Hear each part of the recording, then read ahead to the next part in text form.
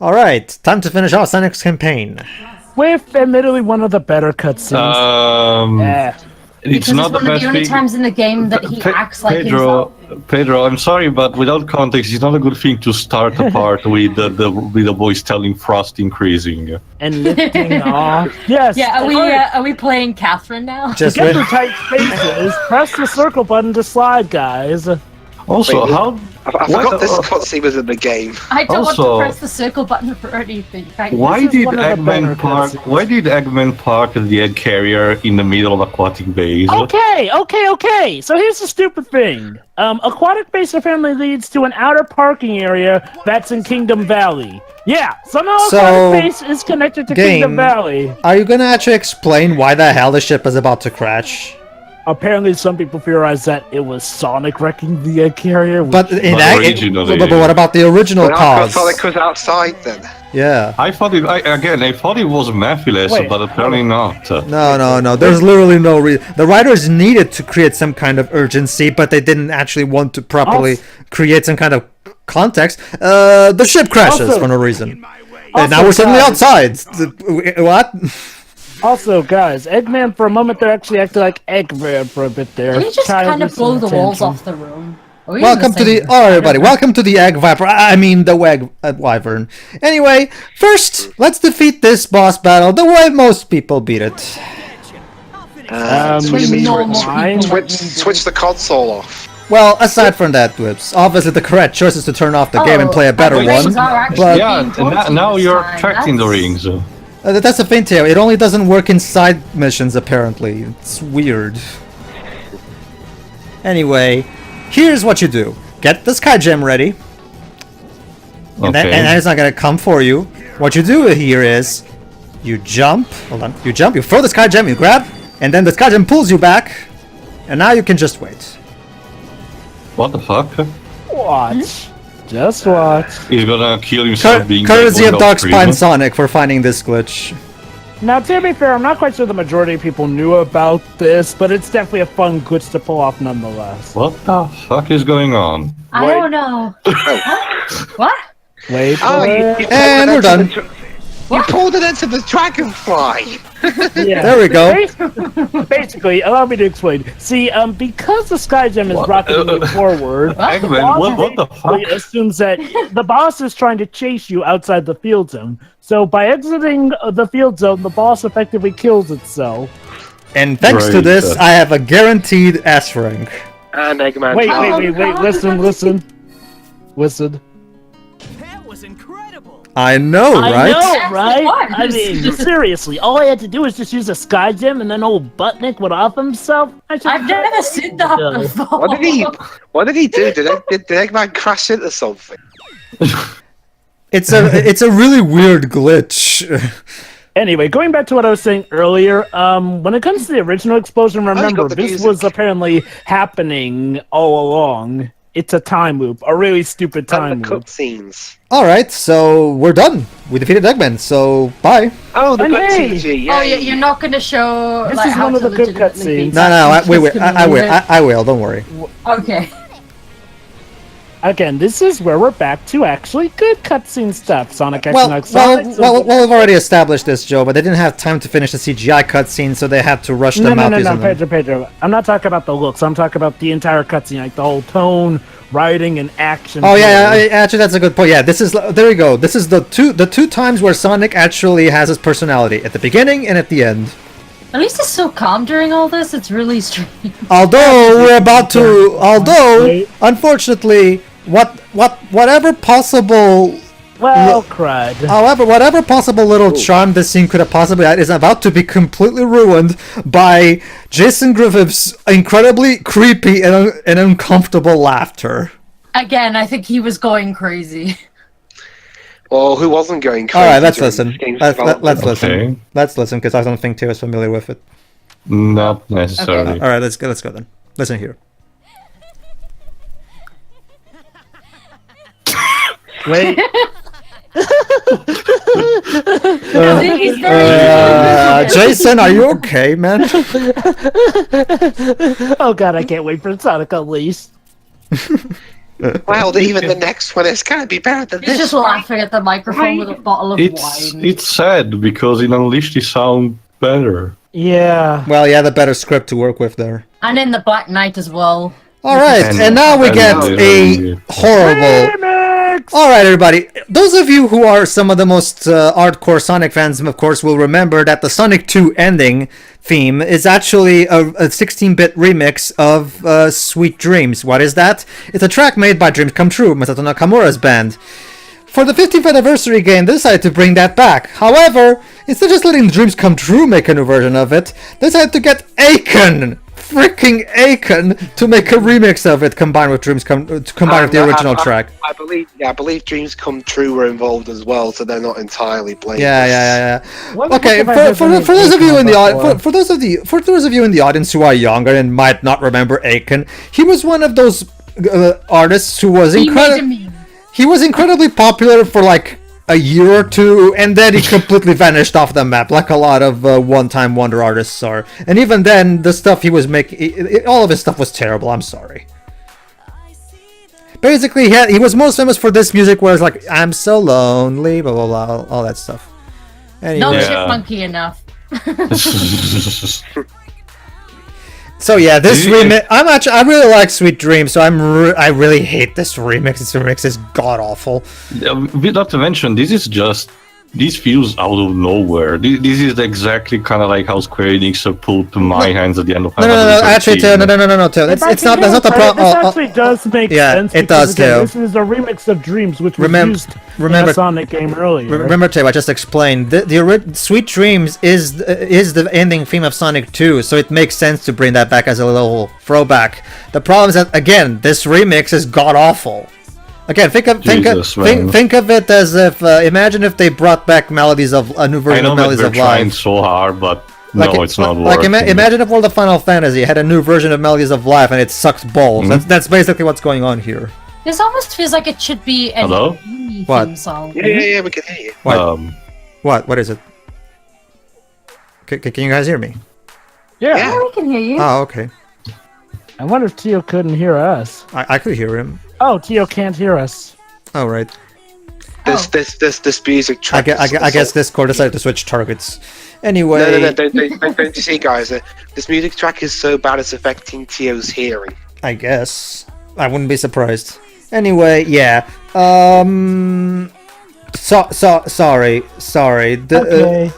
June, I love you, but this was definitely one of the decisions you should have reconsidered in terms of the vocal tracks, because even though Otani was Hold on. June did not have much say in this one. Well, he is credited as the vocal tracks producer in the credits.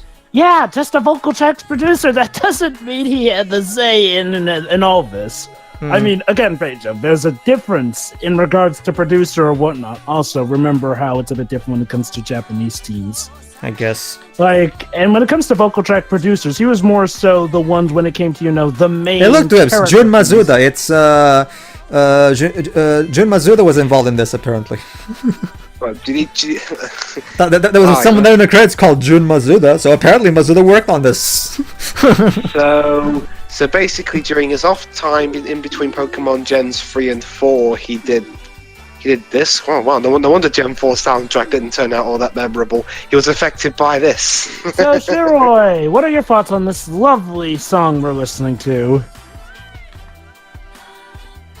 Silence speaks louder than... Yeah, silence speaks louder than words. Anyway, motion capture actor Shuri's unmuted. Wonder Woman. Oh, hey, Shiroi. Hi. So, Shiroi, how about you give us some input since you, like moi, are into music? I like Dreams Come True. They don't deserve this. Well, Shuri, I know it was this is partially their fault, but Akon didn't need to be a part of this. No, the Dream Come True Oh, should have well, just the made a good- new the good version track. themselves. And And now we have his world, particularly the version that has Al and Matt from Zebrahead, not the whole And my band. favorite version Well- of the song. I prefer the full Zebrahead version, but sure. No, honestly, I'm going to be... Hold on. I'm The gonna be Zebrahead version controversial is not. Hold on to it. Let me finish. The Zebrahead version isn't the full version. It's a remix. No, what I mean is that the version of the full band. That's what I mean.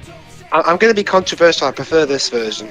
No, I love both versions. I'm just There's saying. nothing controversial about that, Dwebs. I don't think there's Every even time I hear any. anyone say they like his world, they always refer to the other version. Dwebs, I'm starting to get the feeling you live in a different world than we do because you keep hearing these SSM things that nobody else SSMB. hears. Also, you seem to be SSMB. in love with controversy. Oh, SSMB. Oh, well, which version do you hear them say? I don't even remember anything saying The that. more rock and roll, the more rocky version, not this one. I'm a huge fan of Mhm. I'm a huge fan of Zebrahead, so obviously a version with the full band and them putting their full style into it is of course awesome for me. Interesting thing about bands and Sonic. Interesting thing about me and bands doing Sonic music. The Bowling for Soup song in Unleashed was like the only time I'd actually heard the band before hearing a piece of Sonic music they did. Nice. I had heard Zebrahead before this. Anyway, Okay. Zebrahead for But example. yeah, I mean, Oh, but hi, yeah. kids. And if there's one thing I'll definitely give this soundtrack is like, well, the character themes are definitely top notch. Yeah. So, do we need to say final thoughts for the Sonic storyline? Let's save those final thoughts for the overall thing. Sure, no problem. I can just sum up in 2 words. It sucks. Brilliant. Yeah. And that's Anyway, exactly why we're waiting too, because let's just say, okay, look, again, it's best not to commentate on them alone because Sonic story aside, okay. The only to be thing fair, that I'm even willing Sonic to story, I guess, actually- does technically sorry. tie into the overall story. It's like, well, let's just say it's best to wait till you have the full picture of the story because, again, this is Sonic Adventure-esque. So, it's best to see all playthroughs of the story to get the full story. You don't necessarily have to watch them all to get it, but The only thing I'm willing to actually say is, at least for now, is that I forgot how Knuckles gets so much shit in this game. well, that's just the thing too. Not just that, the fact that you're using me for like 2 small segments in total, and that's He's been it. dragged through the mud since the very early 2000s, and it's a shame. That's just the because thing he's- too. After Sonic Adventure 2, it seems like they completely forgot how to write Knuckles, basically. No. Knuckles was written fine enough in Sonic Battle and Sonic Heroes. Oh, okay. Sonic Battle was an exception. I'll give you that. And one. Sonic Heroes. Okay, Well, in that case, explain to me why the hell is he helping Sonic and Tails? Shouldn't he be protecting the Master Emerald in Angel Island? That doesn't have to do with them forgetting how to write them, though. That has more so to do with them just circumventing. They need all the reinforcements they can get. Yeah, I mean, to be fair, Eggman was. Isn't that weak- also I the mean, what's more reason- important? What's more important, saving the world or guarding some silly My jet? problem, Dwibs, is that basically renders his monologue at the end of his story in Adventure 1 completely. I'll probably be on this island forever. Actually, no, you're going to get out of it easily because apparently you can carry your emerald on your ass. So, I mean, anyway, I Well, that's don't because want he found out to in go on a Adventure rant 2 about that this. he can shrink the Master Emerald. I know, and but I take it with don't him. like. I've already explained that I don't like when they made We that know, decision. we know. Well, hey, since that emerald keeps shrinking every time it shows up, he probably is just eating it or something. Yeah. Anyway. Anyway. What about And now the egg, Wyvern, as intended by the developers. So yeah, Well, now we're gonna beat this the way the developers well, want us to. Well, what the developers could do in like the 5 minutes they had to make this boss. It's also Well, especially. if I can give this boss credit, this is definitely one of the more fun bosses, and I guess you can actually use the gems as you please when you unlock them. It's And also yes, it's also sad that I preferred the music theme of the Egg Cerberus or the Egg Genesis instead of this. Oh, I do as well. Really? I actually prefer this boss theme over them, especially since it incorporates bits of them. But hey, to each his own. It's no egg So, yeah, viper. the way It's it no. works It's no. is It's essentially- no egg viper theme though. Well, no duh, but yeah. It's like, oh yeah. So the way this works is essentially he flies. It's the Egg up, Viper. You grab the horn on him. Well, actually, no. This is the bit where you have to drive him into the wall. That is different from Egg Viper. Yeah, but there that's- was no part like that in Egg Viper. True, but this is boss battle is basically the egg viper. It basically reuses the same concepts. We're on top of the platform and he's Oh, I slowly have no destroying the arguments with that. I platform. said- I said Not that to mention, myself. the can you make it here, Sonic? Like again, Well- this is basically a rehash of the Egg Viper boss battle. Like it Well, uses no the same doubt. I basic said that concepts. no doubt. I said that myself. It's just the only part that's different is the part where you grab his horn and drive him into the wall.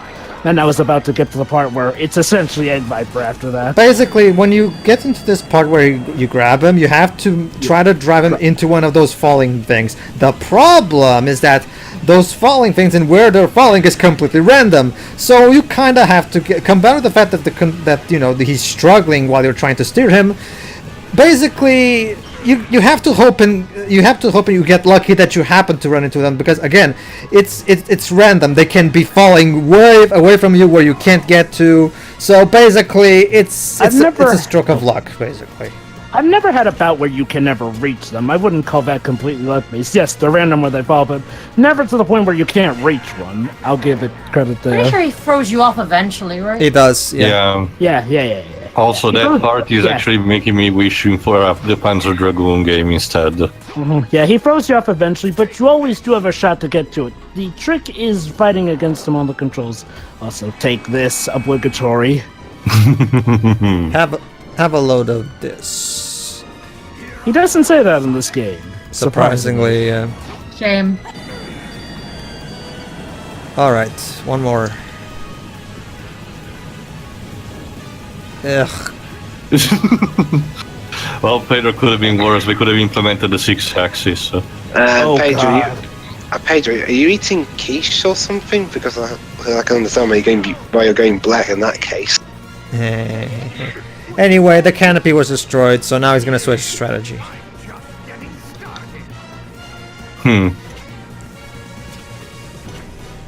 Hey, Eggman, and of course, question. like an Egg Viper, if you don't beat him soon enough, he'll get rid of all the platforms.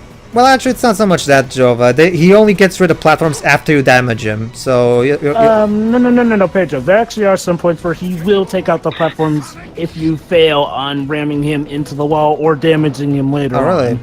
Never noticed that. So it's kind of like the Verminator in Crash Bash. Can you make it here, Sonic? Yeah. Again, though, to be fair, it's more so during this phase where he'll take down the platforms whether or not you reach him. Well, this particular phase is way easier to hit him anyway, so I can see why I would miss that. Yeah. Basically, just make sure you're not on the platforms where he sends those things. Drones. So, Eggman, you've got this Egg Wyvern. Why didn't you just use this to escape the crashing egg carrier in the first place? That's a good question, Jova. Too bad the writers didn't think. It's a gigantic plot hole, Jesus. I mean, I guess to this be entire fair, game is a plot hole.